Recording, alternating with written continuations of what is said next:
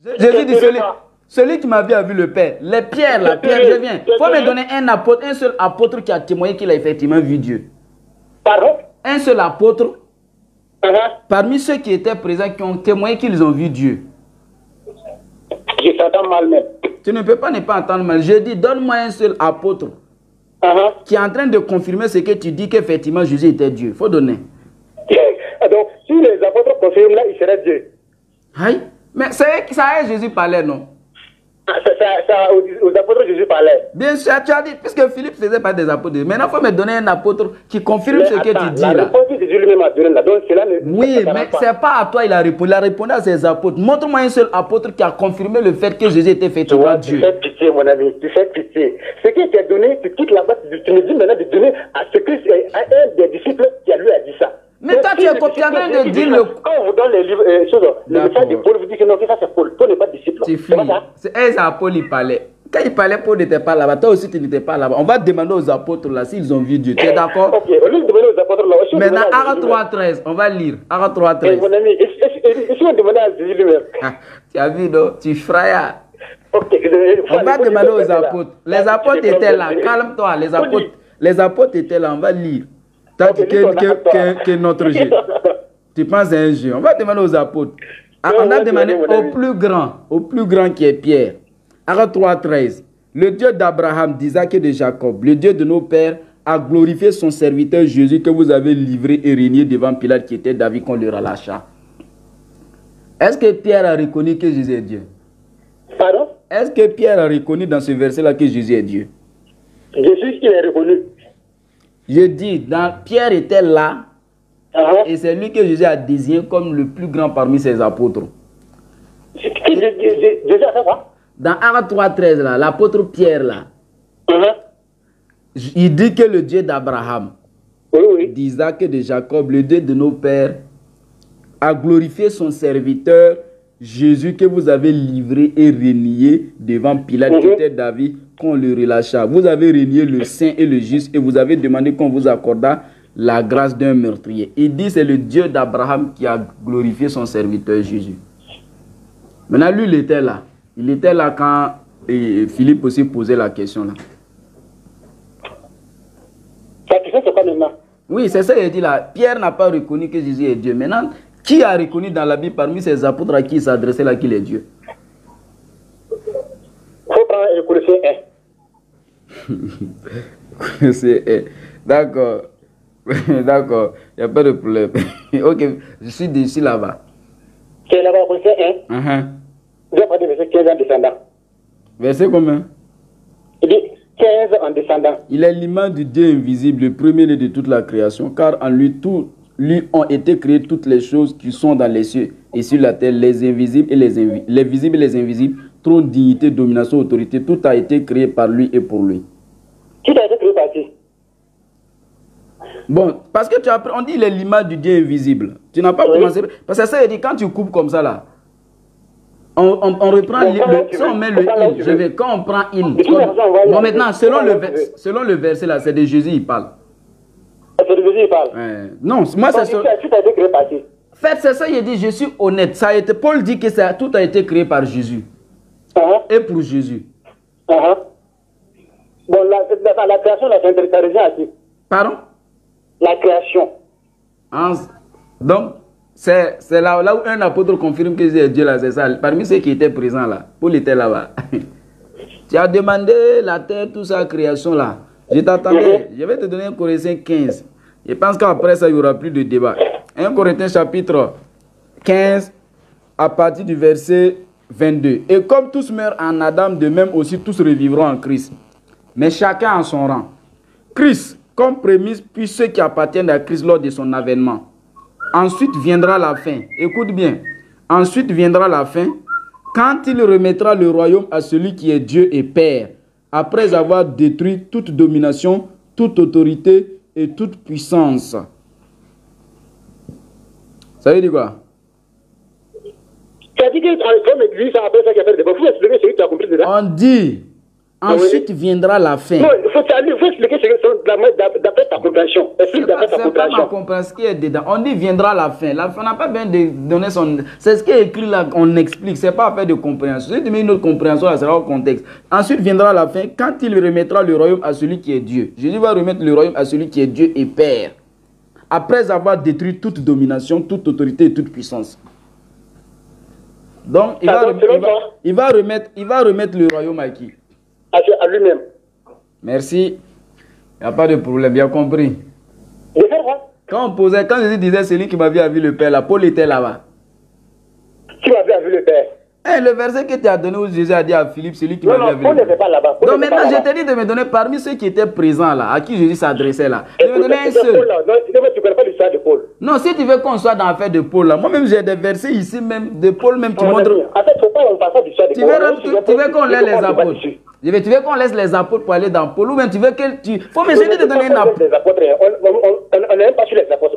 Moi, je t'ai posé la question. Dans Jean 14, 6, je dis, cette divinité-là... Tous les versets qui peuvent intervenir là, ils vont intervenir. Cette divinité-là, j'ai dit là, dans Jean 14, 6 là, c'est ça que tu as appuyé, non? Pour dire qu'il est... C'est ça, il dit, les apôtres qui étaient là-bas, là, à qui Jésus s'est adressé en disant celui qui m'avait vu le Père. Il t'a dit de montrer un seul qui a effectivement confirmé que Jésus est Dieu. C'est tout ce qu'il veut. Mon ami, Jésus ne t'a répondu là-bas. Je t'ai posé la question tout simplement. Tu n'as pas répondu, tu ne m'as pas donné. Le Père qui vous prétendez être Dieu là, Jésus lui a présenté comme qui? Il a présenté qui comme le Père. Maintenant, pour que c'est réellement comme tu l'es, parce que toi tu n'étais pas là-bas, moi j'étais. Moi j'étais pas là-bas, tu n'étais pas là-bas. Selon les Écritures, on nous dit que les apôtres, malgré que Jésus a vécu avec lui, avec eux, après son départ, ils ont confirmé que c'est le Dieu d'Abraham qui a glorifié Jésus. Et Pierre va plus loin dans Acte 2, verset 22, si je peux. Maintenant, en attendant, trouvez-moi l'apôtre présent là-bas, là. Acte 2, 22. Voilà ce qui est écrit. Homme israélite, patient, frère. On ne fuit pas. On va pas fuir. On va pas fuir. Il dit on va pas fuir. Au lieu de trouver quelqu'un qui était là-bas, là, ça ne me regarde pas. Ah, ça ne te regarde pas. Tu trouves les versets qui disent qu'il est Dieu. Point. Donc tu as trouvé un verset qui a dit qu'il est Dieu. Je t'ai donné Jean 14 là. Jean 14, 6 là-haut. Philippe était... Pourquoi tu fais ça? C'est-à-dire, des gens, tu trouves une question qui a été posée par quelqu'un et la réponse qui a été donnée, cette personne n'a pas cru que Jésus est Dieu. Parce qu'aucun apôtre n'a cru que Jésus est Dieu. Pourquoi toi tu crois à ça alors? Attends, mais Jésus lui-même a dit qu'il est Dieu, non? Aucun apôtre n'a cru. Mais est-ce qu'il n'a pas dit qu'il est Dieu? Il n'a pas dit, écoute, il n'a pas dit qu'il est Dieu. Il a dit le Père est plus grand. Il a dit que le Père est plus grand que lui. Donc, celui qui le voit a vu le Père. Attends, pardon. Moi, je ne te pas sur ça. Le Père est plus grand que lui. En fait, non. Tu sais que tu ne peux pas... Tu joues un peu, tu mélanges. Faut m'écouter comme ça. Je t'écoute, faut aller. Mon ami. Je ne coupe pas. Faut m'écouter. Je t'écoute. Ok. Il dit qu'il a dit le Père est plus grand que lui. Non, c'est l'affaire dont il n'est pas Dieu, c'est ça? Non, c'est pas là-bas j'en venais. Tu coupes, tu m'as pris en cours. Je disais que comme tu t'es appuyé sur Jean chapitre 14, verset 6 là, comme tu t'es appuyé sur Jean 14, verset 6 là, où Jésus dit à Philippe, celui qui m'a vu a vu le Père là. J'ai voulu te faire savoir que Jésus, c'est que les apôtres ne voyaient pas Dieu, mais c'est Jésus qui le voyait. Mais comme Jésus était le représentant de Dieu sur terre, aucun apôtre n'a confirmé qu'ils ont vu Dieu. Parce que Jésus lui-même a dit dans Jean 5,37, personne ne peut voir Dieu. Personne n'a jamais entendu sa voix. Effectivement, dans Exode 33, verset 20. Donc, comme toi tu dis, comme toi tu dis, il a dit, comme il a dit, celui qui m'a vu le Père, donc c'est lui le Père. Je t'ai dit encore qu'il a encore dit qu'il est plus, Dieu est plus grand que lui. Tu m'as dit non, que c'est Jésus lui-même qui est plus grand que lui-même. Bon, dans tes développements, je t'ai laissé maintenant aller et puis je t'ai demandé maintenant, comme il s'est toi et moi notre débat, on va demander aux apôtres. Montre-moi un seul apôtre qui a effectivement témoigné que Jésus est Dieu, c'est tout. Quand Jésus a dit que lui est Dieu, là, donc tu ne crois pas à ça. Il a dit ça où? Il a dit que personne ne peut voir Dieu. Et c'est lui-même qui vient dire maintenant, et qui m'a vu à vu Dieu. Donc tu contredis ça, mais c'est lui que Jésus m'a ou quoi? Maintenant, quand Jésus dit c'est Dieu qui l'a envoyé là, est-ce qu'il se contredit? Je te dis c'est lui-même qui s'est envoyé. Je ne contredis pas. Donc tu as dit. Je n'ai pas dit qu'il n'a pas dit. Je n'ai pas dit qu'il n'a pas dit. Okay. Il a dit, mais nous comprenons dans le sens dont il parle là. Le raison pour laquelle il s'est donné Zacharie 2 là. Maintenant, moi je ne fuis pas. Je t'ai dit, j'ai les apôtres. Maintenant, les apôtres là, les apôtres qui étaient là. Il ne faut pas te baser sur les apôtres. Même pour les deux là, c'est lui-même qui fait que les apôtres. Tu vas où là? C'est écrit non? Les apôtres qui étaient là, tu as dit que c'est Jésus lui-même qui s'est envoyé. Maintenant, Pierre dit dans Acte 22.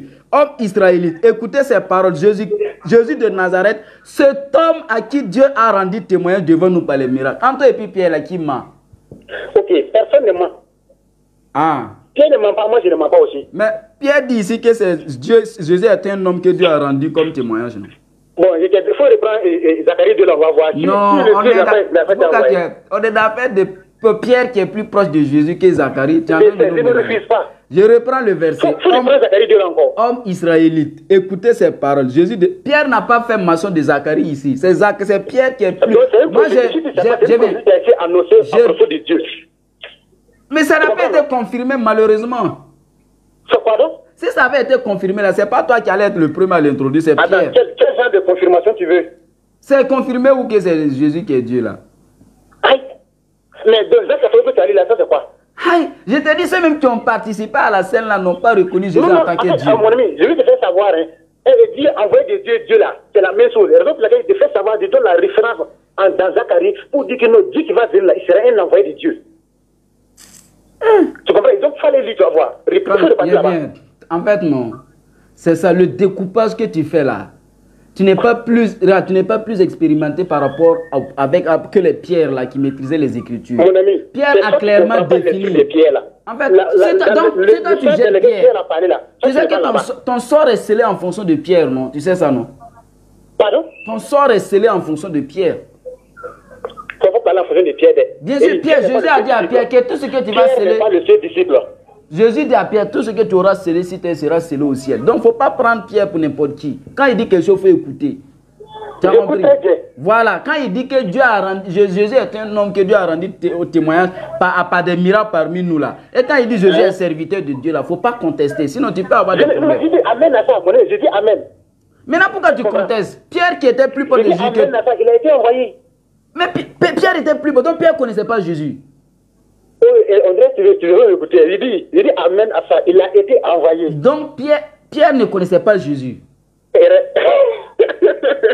J'ai dit qu'il a été envoyé. Il faut continuer. Maintenant, Pierre connaissait Jésus en tant que qui? Il connaît très bien. Il connaissait très bien Jésus. Maintenant, dans ses écritures, là, il présentait Jésus comme qui? Il a présenté en tant qu'envoyé. Pardon? Lui a présenté en tant qu'un envoyé. Est-ce qu'il a présenté en tant que Dieu? Mais tu as dit quoi? Non, il est envoyé. Il l'a présenté en tant que serviteur, ça c'est un. Oui, oui. Et il l'a présenté en tant qu'un homme. Oui, oui. Est-ce que Dieu est un serviteur? Si Dieu vient de la part de Dieu, il va servir Dieu. Si Dieu vient de la part de qui? Dieu vient de la part de Dieu, il va servir Dieu. Il est un envoyé de Dieu, il est un serviteur de Dieu. Ok, maintenant, quand Jésus est là, je peux prendre on va lire un verset, puis c'est en fonction de ce qui est écrit. Hein. Parce que dans tes interprétations, tu dis quand Dieu vient de la part de Dieu là, oui. Ça c'est ce que toi tu dis. Maintenant on va voir ce que l'ange dit et puis ce que toi tu dis c'est pareil. C'est l'ange qui a annoncé la naissance de Jésus. On a fini avec Pierre, on retrouve chez l'ange là. Matthieu chapitre 1 à partir du verset 18. On va écouter l'ange attentivement. Voilà ce qu'il dit. Il faut parler. Ok, voici de quelle manière arriva la naissance de Jésus-Christ. Marie, sa mère, ayant été fiancée à Joseph, se trouva enceinte par la vertu du Saint-Esprit avant qu'ils eussent habité ensemble. Joseph, son époux, qui était un homme de bien et qui ne voulait pas la diffamer, se proposa de rompre discrètement avec elle. Comme il y pensait, voici un ange du Seigneur lui apparut en songe et dit, Joseph, fils de David, ne crains pas de prendre avec toi Marie, ta femme, car l'enfant qu'elle a conçu vient du Saint-Esprit. Elle enfantera un fils et tu lui donneras le nom de Jésus. C'est lui qui sauvera son peuple de ses péchés. C'est l'ange qui dit que Marie va enfanter un fils. Est-ce que l'ange a dit à Marie qu'elle va enfanter Dieu? Non, non. Est-ce que Marie savait qu'elle a enfanté Dieu? Non, non. Qui à l'époque de Jésus savait que Jésus est Dieu? Personne ne savait. Qui a été le premier à le découvrir? Pardon? Qui a été le premier à le découvrir? Cela n'est pas notre question. Tu peux continuer tes questions. Non, je demande. Tu dis personne. Tu as dit personne ne savait. Tu as dit personne ne savait. Qui a été le premier à le découvrir? À découvrir quoi? À découvrir que Jésus est Dieu. C'est lui-même qui l'a dit. Dans le verset des gens que je vais te donner là. Mais je t'ai dit que même l'ange n'a pas annoncé à Marie qu'elle va mettre au monde Dieu. Écoute, tu sais très bien. Donc on n'a qu'à laisser pour l'ange là. Il faut m'écouter. Il faut m'écouter. Mon ami. Même si n'importe qui, que quoi que ce soit, s'il est sur terre là, hein, la première des choses, c'est une personne d'abord. Tu comprends? Voilà. Si tu ne sais pas, j'ai une information. La première des choses, c'est une information. Elle est différente de sa nature. Tu dis la première chose, c'est quoi? La première chose, c'est quoi? La première des choses, là, s'il naît en tant qu'être humain sur terre, à naissance, là, c'est un être humain d'abord. C'est dit cela est différent de sa nature propre. Donc, quand Jésus était, quand il est né là, il était de quelle nature? Il était quoi? Quand il est né là, il était humain ou il était Dieu? Il était Dieu. Il était Dieu.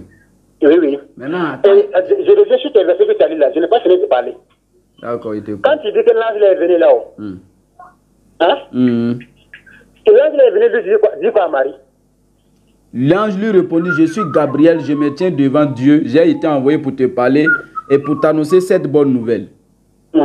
Ça, c'est ce que l'ange a dit à Druck. Continue un peu, il avait dit quelque chose que j'ai besoin là. Ok.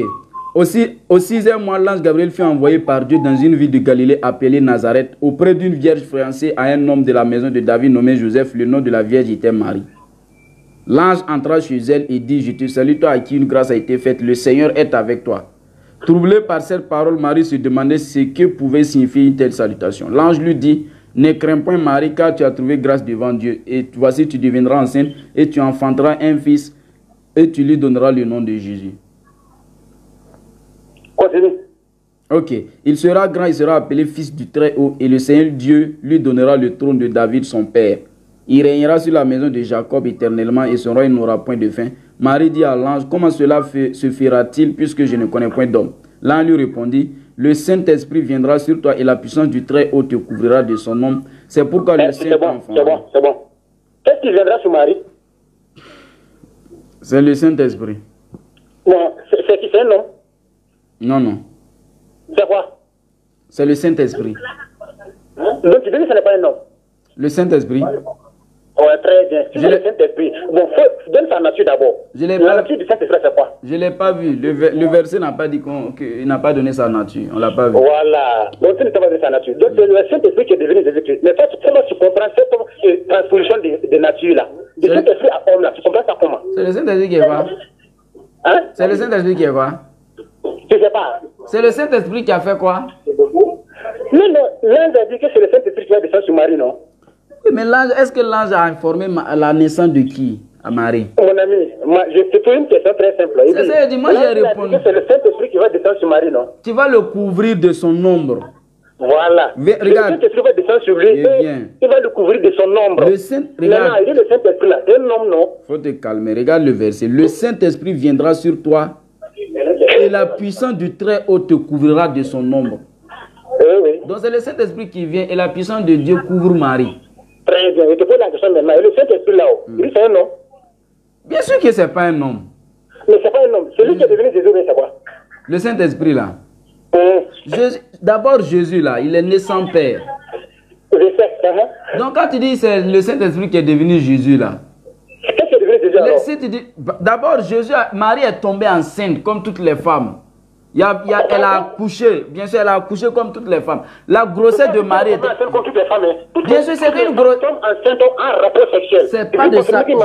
C'est pas de ça que... Oh, c'est pas de la façon. Je dis, elle est tombée enceinte comme toutes les... Sa grossesse était comme la grossesse commune de toutes les femmes.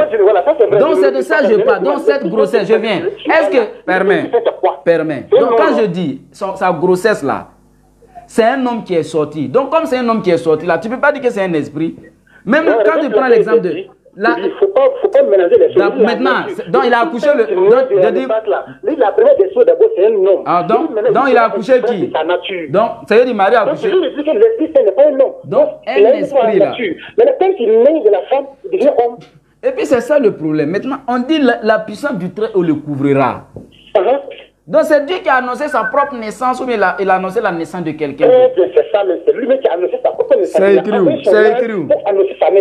C'est où s'il a annoncé sa propre naissance là? Mais c'est l'ange là qui vient dire. Qui a envoyé l'ange là? Ah merci, il sera... Ok, merci. Voilà celui qui a... On dit... L'ange lui dit, ne crains point car tu as trouvé grâce devant... Bon, c'est pas là-bas. Voilà. Verset 28. L'ange entra chez elle et dit, je te salue toi à qui une grâce a été faite. Le Seigneur est avec toi.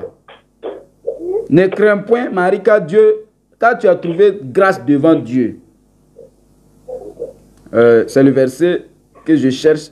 Voilà, au 6e mois, l'ange Gabriel, Luc 1, 26, au 6e mois, l'ange Gabriel fut envoyé par Dieu dans une ville de Galilée. Donc c'est l'ange. C'est Dieu. C'est Dieu, non? Pour faire quoi? Pour aller annoncer la naissance d'un enfant. C'est lui-même maintenant, le Dieu qui a envoyé l'ange là. Hein. C'est sa naissance et l'ange allait annoncer. Ah, c'est sa naissance. Justement. Maintenant, qui va donner le trône de David à Dieu là? Pardon? Au verset 30, on dit, il sera grand, il sera appelé fils du Très-Haut, et le Seigneur Dieu lui donnera le trône de David, son père.